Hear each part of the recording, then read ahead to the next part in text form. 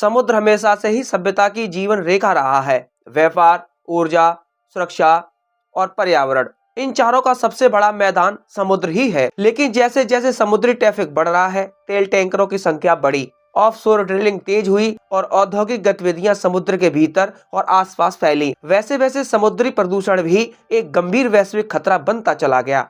भारत, जिसकी 7,500 किलोमीटर से ज्यादा लंबी तट रेखा है और जो दुनिया के सबसे व्यस्त समुद्री मार्गों में से एक है, उसके लिए समुद्री प्रदूषण सिर्फ पर्यावरण का मुद्दा ही नहीं, बल्कि राष्ट्रीय सुरक्षा, अर्थव्यवस्था और भविष्य की पीढ़ियों का सवाल भी है। इसी चुनौती से निपटने के लिए भारत ने एक ऐसा कदम उठाया है जो आने वाले दशकों तक याद रखा जाएगा। 5 जनवरी 2026 को भारत के समुद्री इतिहास में एक नया अध्याय जुड़ गया, जब भारतीय तटरक्षक बल ने अपने बेड़े में पहली पूरी तरह से स्वदेशी प्रदूषण नियंत्रण पोत समुद्र प्रताप को आधिकारिक रूप से शामिल किया। गोवा के तट पर आयोजित कमीशनिंग समारोह में रक्षा मंत्री राजनाथ सिंह ने जैसे ही ICGS समुद्र प्रताप को राष्ट्र को समर्पित किया, यह सिर्फ एक जहाज का कमीशन होना नहीं था, बल्कि यह भारत की आत्मनिर्भर रक्षा नीति, स्वदेशी जहाज निर्माण क्षमता और समुद्री पर्यावरण संरक्षण की प्रतिबद्धता का जीवंत प्रतीक बन गया। यह वही भारत है जो कभी प्रदूषण नियंत्रण जैसे अत्याधुनिक जहाजों के लिए विदेशों पर निर्भर रहता था, लेकिन अब वही भारत अपने दम पर न केवल ऐसे जहाज डिजाइन कर रहा है, बल्कि उन्हें बना भी रहा है और ऑपरेट भी कर रहा है। समुद्र प्रताप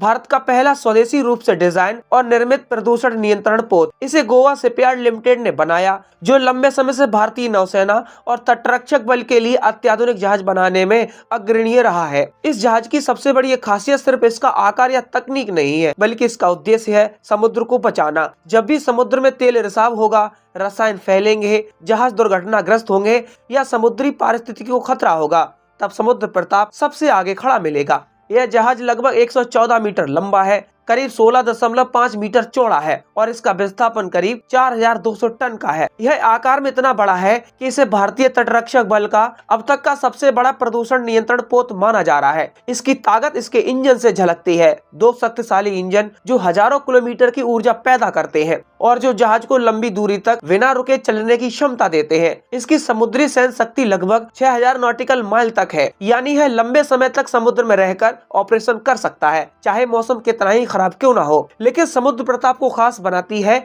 इसकी प्रदूषण नियंत्रण क्षमता। यह कोई साधारण जहाज नहीं है, बल्कि चलता फिरता समुद्री प्रदूषण नियंत्रण केंद्र है। इसमें अत्याधुनिक ऑयल स्किमर्स लगे हैं जो समुद्र की सतह पर फैले तेल को तेजी से इकट्ठा कर सकते हैं। इसके साथ साथ इसमें साइड स्वीपिंग आर्म्स और फ्लोटिंग बूम्स लगे हैं जो बड़े इलाके में फैले तेल या रसायन को घेरकर उसे फैलने से रोकते हैं। जहाज में मौजूद विशेष टैंक प्रदूषित पानी और तेल को सुरक्षित तरीके से स्टोर कर सकते हैं ताकि बाद में उसका वैज्ञानिक ढंग से निपटान किया जा सके। इस जहाज की एक और खास बात यह है इसका अनबोर्ड प्रदूषण नियंत्रण लैब, यानी समुद्र प्रताप सिर्फ प्रदूषण हटाता ही नहीं है, बल्कि यह तुरंत यह भी जांच कर सकता है कि प्रदूषण किस प्रकार का है, तेल, रसायन या कोई अन्य हानिकारक तत्व। इससे रेस्पॉन्स तेज हो जाता है और सही रणनीति अपनाई जा सकती है। इसके अलावा जहाज में फायर फाइटिंग सिस्टम भी मौजूद है जो समुद्र में आग लगने की स्थिति में फायर फाइटर की तरह काम करता है। यह 5 क्लास 1 क्षमता से लैस है, यानी बड़े से बड़े जहाजों में लगी आग को भी समुद्र से ही बुझाया जा सकता है। हालांकि समुद्र प्रताप का मुख्य काम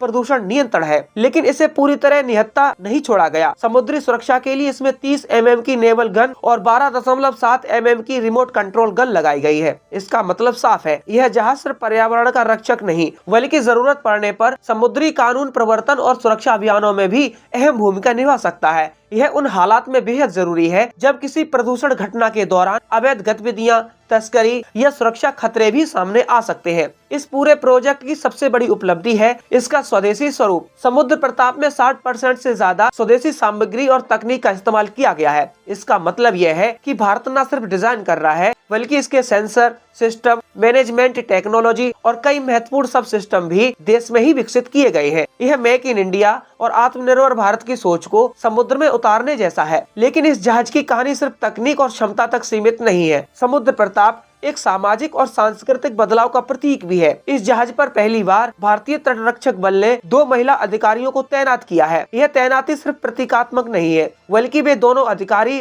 फ्रंट लाइन ऑपरेशनल भूमिका में होंगे। यह कदम दिखाता है कि भारत की समुद्री सुरक्षा एजेंसियां अब जेंडर बैरियर तोड़कर प्रतिभा और क्षमता को प्राथमिकता दे रही हैं। समुद्र जैसा चुनौतीपूर्ण क्षेत्र जहां महीनों तक जहाज पर रहना पड़ता है, वहां महिला अधिकारियों की मौजूदगी एक ऐतिहासिक बदलाव है। रक्षा मंत्री राजनाथ सिंह ने अपने संबोधन में साफ कहा कि समुद्र प्रताप जिसे सिर्फ एक जहाज नहीं बल्कि भारत की समुद्री जिम्मेदारी का प्रतीक है। उन्होंने कहा कि भारत न केवल समुद्री मार्ग की सीमाओं की रक्षा करेगा बल्कि समुद्र की सेहत की भी उतनी ही चिंता करेगा। उन्होंने ये भी रेखांकित किया कि हिंद महासागर क्षेत्र में भारत की भूमिका एक जिम्मेदार समुद्री शक्ति की है, जो न सिर्फ सुरक्षा बल्कि पर्यावरण संरक्षण में भी नेतृत्व करेगा। इस जहाज को कोची बेस पर तैनात किया जाएगा, जहां से है पश्चिमी तट के बड़े हिस्से में ऑपरेट करेगा। अरब सागर भारत के लिए बेहद अहम है। यहीं से देश का बड़ा हिस्सा तेल आयात होता है, यहीं से बड़े व्यापारिक मार्ग गुजरते हैं और यहीं पर किसी बड़े तेल रिसाव का असर सीधा भारत की तटरेखा, मछुआरों और समुद्र की जैव विविधता पर पड़ सकता है। ऐसे में समुद्र प्रताप की तैनाती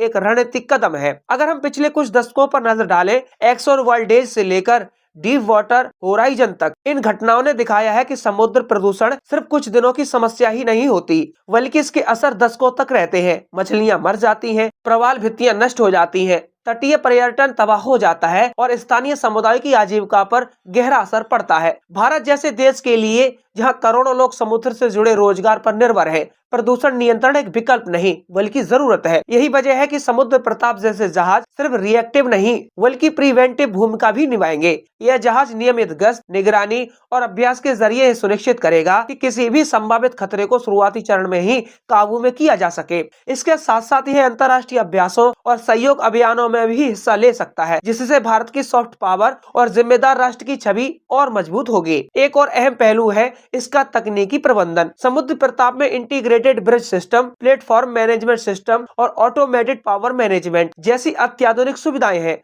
इसका मतलब ये है कि जहाज को कम क्रू के साथ भी प्रभावी तरीके से चलाया जा सकता है, जिससे ऑपरेशनल एफिशिएंसी बढ़ती है और लंबे मिशनों में थकान कम होती है। यह सब कुछ दिखाता है कि भारत अब सिर्फ जहाज बना नहीं रहा है, बल्कि भविष्य की जरूरतों को ध्यान में रखकर स्मार्ट जहाज बना रहा है। आज जब दुनिया जलवायु परिवर्तन और पर्यावरण संकट से जूझ रही है, तब समुद्र प्रताप जैसे प्लेटफॉर्म भारत के लिए रणनीतिक निवेश है। यह सिर्फ एक सैन्य या अर्धसैनिक संपत्ति नहीं बल्कि पर्यावरण सुरक्षा का एक मजबूत स्तंभ है। आने वाले समय में समुद्री गतिविधियां और बढ़ेंगी, तब ऐसे जहाजों की भूमिका और भी अहम हो जाएगी। कुल मिलाकर ICGS समुद्र प्रताप का कमीशन होना भारत के समुद्री भविष्य की एक झलक है, जहां सुरक्षा, पर्यावरण, आत्मनिर्भरता और समानता एक साथ चलती है। यह जहाज बताता है कि भारत अब सिर्फ समुद्र का उपयोग करने वाला देश नहीं बल्कि समुद्र की रक्षा करने वाला राष्ट्र बन चुका है। और शायद यही असली समुद्र प्रताप है, समुद्र की रक्षा करने का साहस, क्षमता और संकल्प।